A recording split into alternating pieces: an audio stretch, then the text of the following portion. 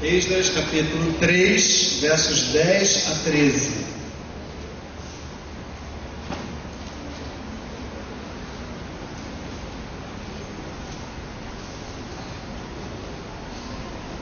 Achamos?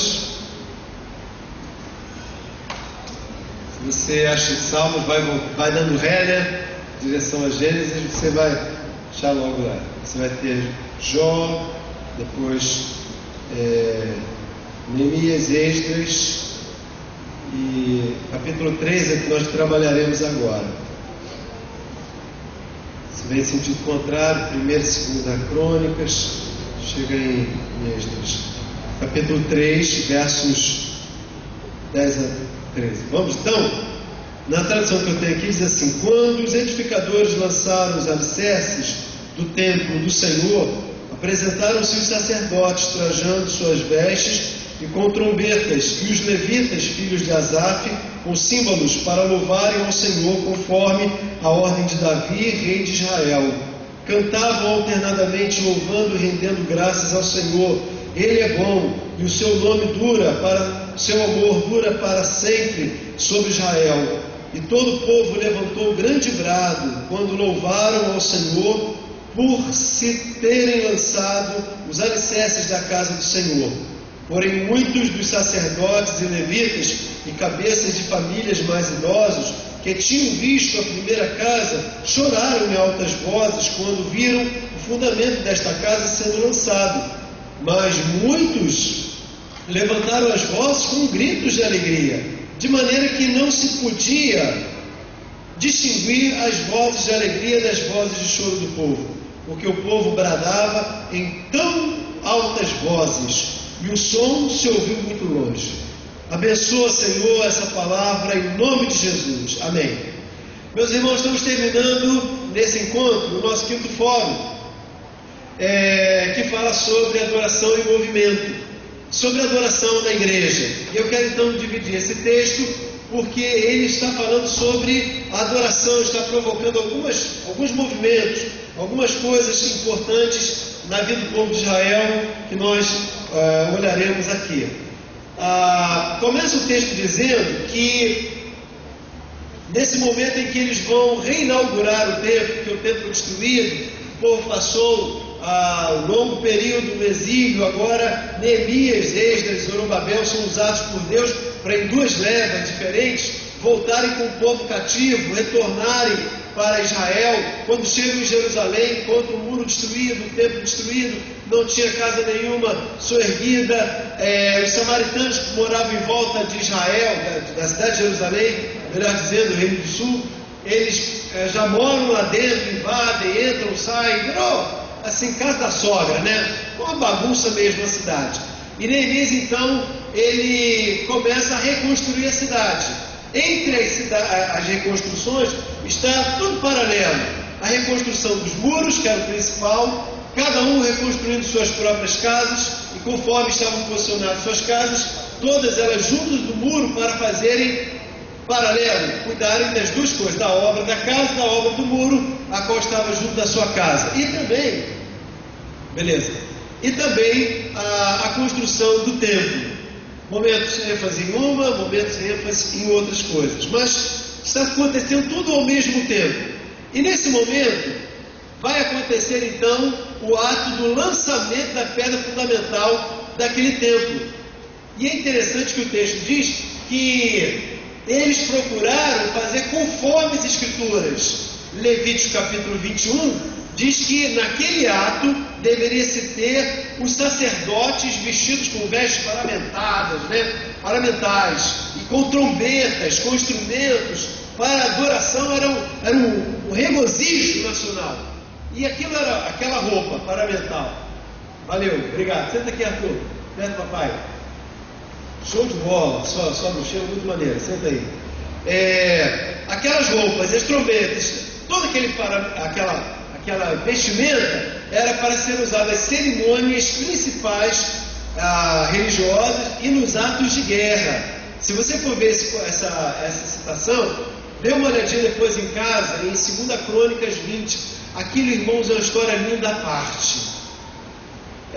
Israel está caminhando assim por uma ribanceira. Lá na descida íngreme que eles teriam que fazer, encontrariam 3 povos. Os 3 povos estão armados até os dentes, são as grandes nações da época. Israel pequenininho e fraco, né? Mas Deus levanta um profeta que fala a Josafá que eles deveriam trocar a ação. O coral e a banda, etc., os instrumentos vestidos com roupas parlamentares, foi para frente do exército e o exército atrás, e o povo atrás. E eles foram louvando, louvando, louvando, louvando, louvando, louvando, louvando e louvando, louvando e louvando, e foram louvando. Meus irmãos, no louvando, louvando, quando chegaram na beira do vale de Jaboque, o que eles encontraram lá? Todos os 3 povos mortos. Deus mandou um espírito de confusão sobre eles. Eles pensaram que um era inimigo do outro, começaram a lutar um com o outro, se mataram todos. E eles levaram dias e dias saqueando os despojos, as riquezas. Porque era interessante que os povos vinham lutar com riquezas, não sei para quê, né? Mas traziam suas armas e suas riquezas também. E aí então eles levaram dias inteiros saqueando o que Deus fez através da adoração. Então, meus irmãos, quando eles chegam agora para construir, lançar os fundamentos do novo templo, eles vão com essas roupas que são para festas e guerras. E é a orientação de Levítico capítulo 21. Também estão com eles os levitas, que é uma orientação que Davi dá para Asaf e toda a sua turma. Eles estão lá e estão preparados para a adoração, daquele ato de lançamento das pedras fundamentais do novo templo. O que isso ensina para nós, irmãos? Vamos voltar então a trazer isso para o Novo Testamento. A Bíblia não pede que nós estejamos aqui com roupas especiais para cultos, com folgas, etc., instrumentais preparados, ou então para a guerra. Não. Mas que roupa o Novo Testamento vai dizer que eu tenho que ter? Lembra de uma vestimenta que Paulo vai ensinar lá em Efésios, capítulo 6, versos, isso, a armadura do cristão. Ele vai dizer que eu não tenho mais aquelas vestimentas de linho, etc., para vestir, mas eu tenho agora no Novo Testamento, primeiro, um coração cingido por ele e roupas próprias para adoração e para a guerra, que é a palavra de Deus, que é o escudo da fé, a couraça da justiça, os sapatos da evangelização. Meus irmãos, nós temos que ter essa roupa para entrar em adoração também. Se fôssemos dar um título para essa meditação, nós poderíamos chamar de requisitos para a adoração. Eu tenho que entrar para o ato da adoração com a vestimenta do cristão nos nossos dias. Ora, se foi necessário lá naquele tempo estarem com vestes preparados para aquela luta espiritual, para aquele embate ou então para aquela adoração, meus irmãos, a minha roupa hoje não é mais aquela, mas é a roupa do cristão, que é a armadura do cristão que a gente vai viver na presença dele. O texto nos mostra nesse ensinamento que eles estavam lá lançando, mas havia um inimigo entre eles, que eram os samaritanos.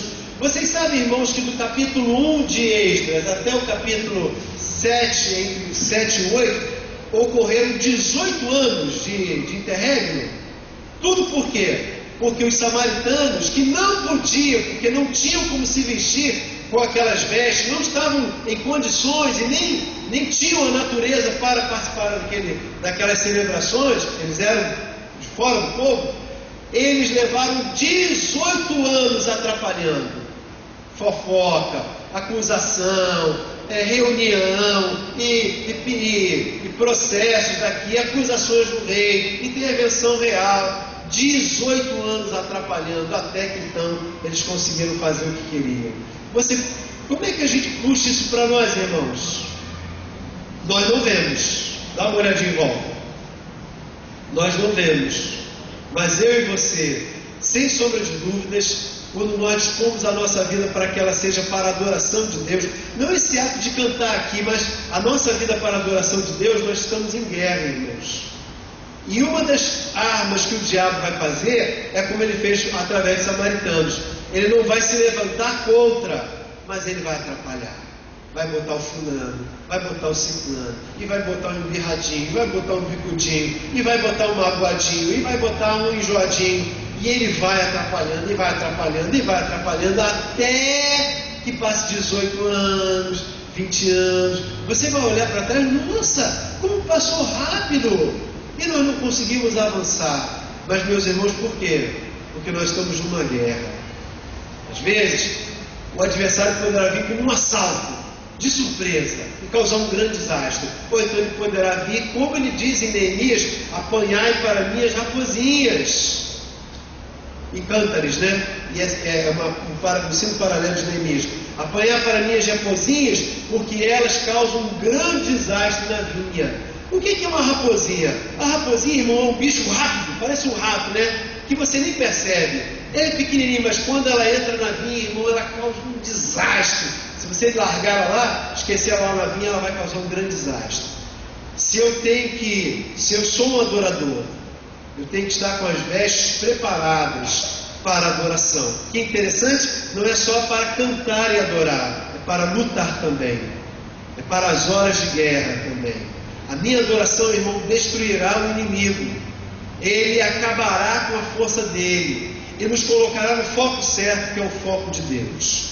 Em segundo lugar, esse texto poderia dizer como requisitos, né, para a minha adoração, é o requisito de ter a presença de Deus. Nós lemos o versículo 10, você pode olhar aí comigo, então, Êxodo capítulo 3, verso 10, a gente acabou de ler, que fala como os edificadores tinham que estar vestidos, mas o verso 11 diz assim: cantavam alternadamente, louvando e rendendo graças ao Senhor. O que eles estavam dizendo, irmãos? Ele é bom, o que mais? Sua benignidade é para sempre sobre Israel. Que história é essa aí, irmãos? Essa narrativa parece mera simples coincidência, mas na verdade é uma citação do Antigo Testamento. Está fazendo menção a 2 Crônicas, capítulo 7, verso 3. E o que acontece em 2 Crônicas 7, verso 3? Acontece a edificação do primeiro templo. Então eles pegaram a Bíblia, que era em pergaminhos, e viram como é que foi a edificação do primeiro templo. Foi assim, assim, assim, assim. Então eles leram para referendar a vida deles. Eles cantaram naquele primeiro templo a canção dessa expressão: adorai ao Senhor porque Ele é bom e o seu amor, nessa tradução, né? E o seu amor dura para sempre. Agora vamos lembrar o que aconteceu naquele primeiro templo? Salomão ora, bonito, né? E edifica, estava tudo lindo, coisa e tal. Era a inauguração. De repente, irmãos, veio um negócio, não sabe o que, e começou a sufocar o pessoal, alguma coisa que não era comum para eles. Estavam muito alegres, havia um êxtase naquela geração de judeus, mas, irmãos, foi inevitável, parecia uma faísca.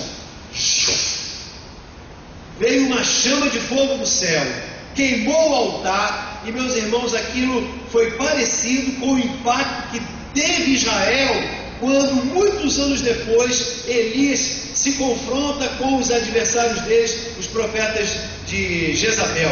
Lembram-se dessa história? Havia dado dezenas e dezenas deles. Podem orar, construíram um altar, jogaram bastante água, fizeram, inclusive, por ordem de Elias, uma vala muito larga, grande, cheia de água, e jogaram mais água, agora orem. E eles oraram. Já meio-dia, Eliseu ria dele, coitado dele, vai ver que Baal está dormindo, gritem mais alto, façam, aconteçam, berrem, rasguem as roupas, vamos ver se Baal vai ouvir. Até que Elias não ora. E o que acontece, irmãos? Com tudo veio o quê? Fogo do céu, e queima o altar, e lambe a água, faz tudo que nós conhecemos daquela passagem. Meus irmãos, imaginem o impacto de ver o poder de Deus, a glória de Deus. Olha o que acontece, irmãos. Quando no primeiro templo eles colocam o altar e começam a flutuar, o fogo vem do céu, entra pela porta para dentro do templo como um raio e queima aquele altar. Meus irmãos, não tem outro jeito, não tem outra solução. Eles dobram os joelhos, começam pasmos a olhar em volta deles, reconhecem que aquilo é Deus no meio deles e começam a dizer o que a gente está lendo aqui. Aqui a gente está dizendo, lá saiu como uma coisa natural. Ele é bom, o seu amor dura para sempre sobre Israel. E todo o povo, irmãos, cantou isso com grande êxtase, com grande alegria. Meus irmãos, para eu ser adorador, primeiro eu tenho que ter vestes de adorador, soldado cristão, preparado para a batalha. Em segundo lugar, porque o louvor é uma guerra espiritual que eu travo com o Senhor também, ao lado do Senhor.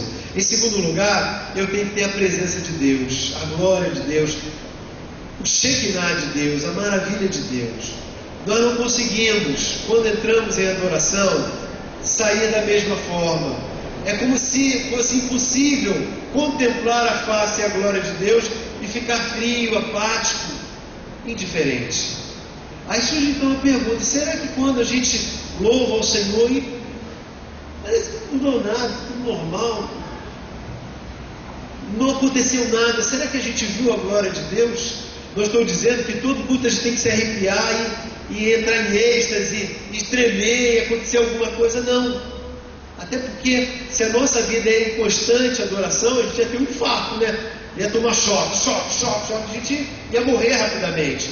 Mas, sem sombra de dúvidas, quando a gente entra em adoração com o Senhor, alguma coisa tem que mudar na nossa vida.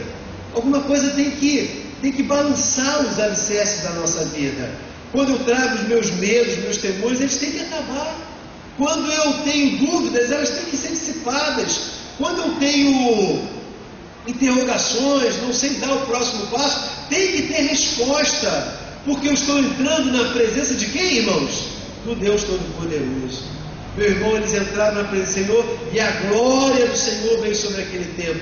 E é isso que eles estão evocando na construção, no lançamento do alicerce do segundo templo. Terceiro e último lugar, esse texto nos ensina uma coisa que eu acho que é o mais belo de tudo, né?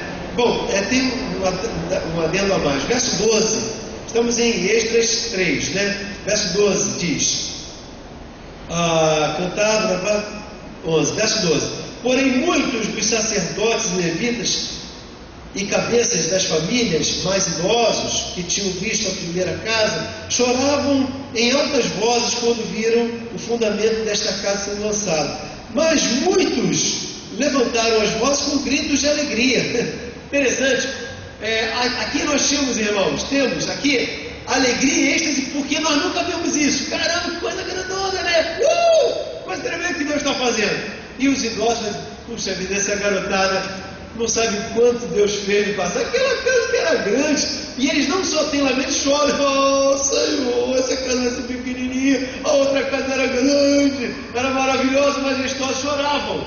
E os jovens: nossa, nós nascemos no cativeiro, nós vamos ter a nossa casa, a casa do Senhor. Oh Jesus, oh Senhor, glória ao teu nome. E pulavam, gritavam de grande alegria.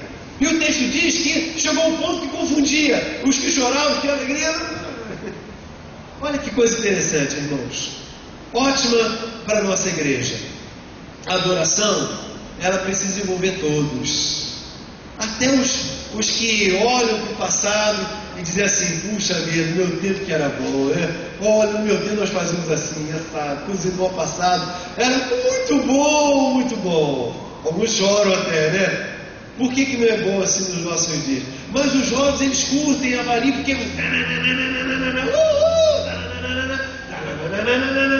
toca no coração e se alegram, gostam. Meus irmãos, o que a Bíblia está dizendo? Os que choraram e os que se alegravam estavam fazendo o quê?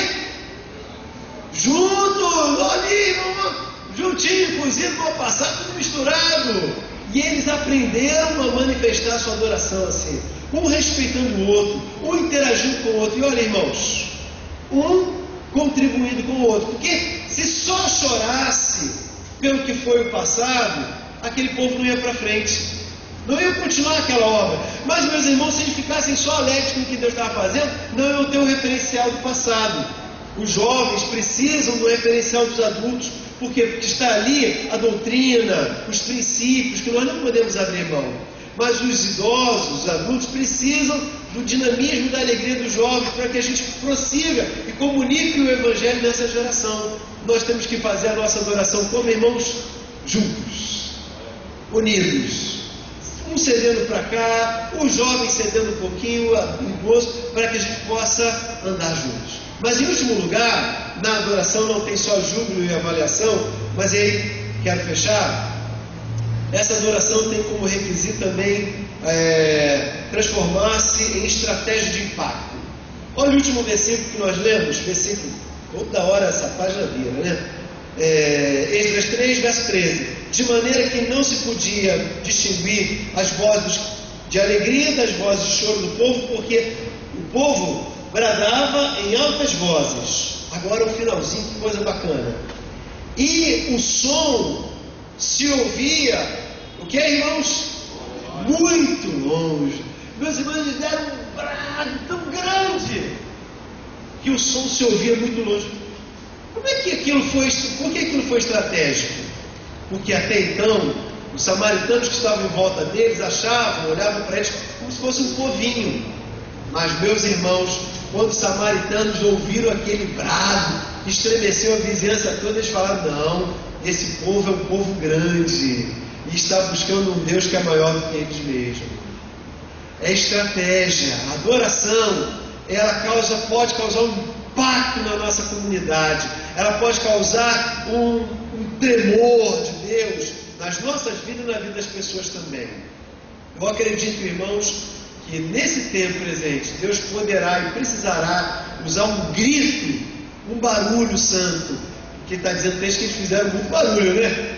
E era tudo misturado, não sabia-se mais de quem era a voz, mas era um só barulho, um barulho santo, que disse àquelas gerações vizinhas que eles não eram mais um povo desorganizado. Quando você grita concatenado, você tem organização, você tem força, você tem direção, você tem impacto. Vamos ver? Nós vamos dizer glória a Deus no 3, tá? Mas olha, irmão, não glória a Deus no churuco, não. Vamos fazer isso em pé? Vamos, Zé. Igual quando você está lá no megafone, lá falando, encarando o Flamengo, vendendo seu ar. Vamos lá, no 3 a gente vai dizer glória a Deus, tá bom? E olha que nós somos pouquinhos hoje aqui, né? Antes do glória a Deus, fala assim: ó, irmão, solta a voz, solta o som. Isso aí, catuca aí, solta o som. Preparado? Respira fundo. Vamos lá, irmão. Vamos lá, Delaías. Aí, preparado, né? No 3, hein? O que a gente vai falar mesmo? No 3, hein? Arthur participa também perto, para sair forte, cara. 1, 2, 3. Eu acho que algum vizinho. O que aconteceu? Reverberou. Imagina esse santuário cheio, irmãos. Agora imagina as nossas 43 igrejas da nova Associação Real, todas na praça, digamos ali na praça 7 de abril, ia tomar tudo quanto é espaço ali, e a gente no 3 gritando glória a Deus. Já pensou, irmãos, aí vamos juntar os assembleanos com os irmãos das outras igrejas?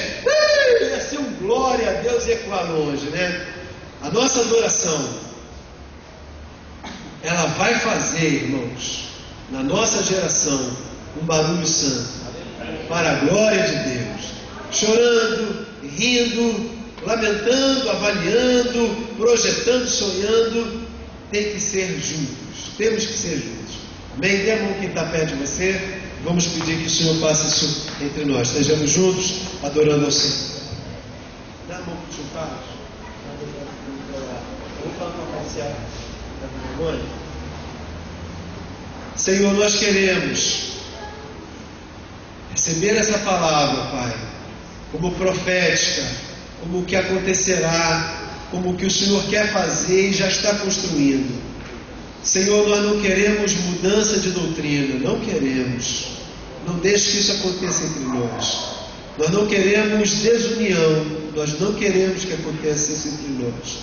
Mas nós queremos todos juntos, aprendendo a viver no diferente e olhando o que nos identifica, que é Jesus.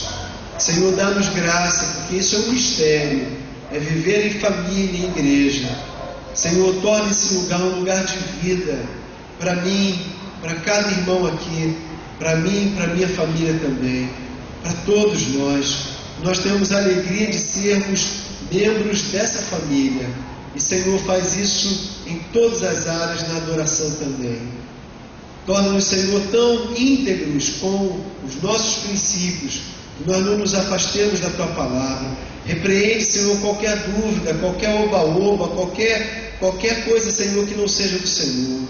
Mas enche-nos também de uma alegria revolucionária, que vem impregnar, contaminar, vem atrair, Senhor, aqueles que não conhecem a Jesus, que estão tristes com suas almas. Que a nossa alegria seja com boa base doutrinária, que seja contemporânea, que fale ao coração dessa geração, que inspire os mais idosos, que motive as crianças, que integre, Senhor, o Teu povo. Ó Jesus, quando terminamos esse fórum bíblico, Senhor, nós dizemos que esperamos o Teu milagre.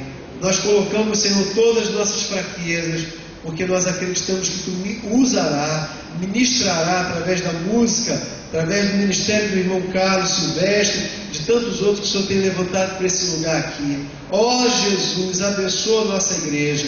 Oramos em nome e para a glória de Jesus. Amém. Agora dá um abraço quem está pertinho de você e diga: você é importante, nós não queremos abrir mão de você. Vem cá, Edson. Você é importante, irmão. A gente não quer abrir mão de você, tá bom? Minha mulher já chegou. Graças a Deus.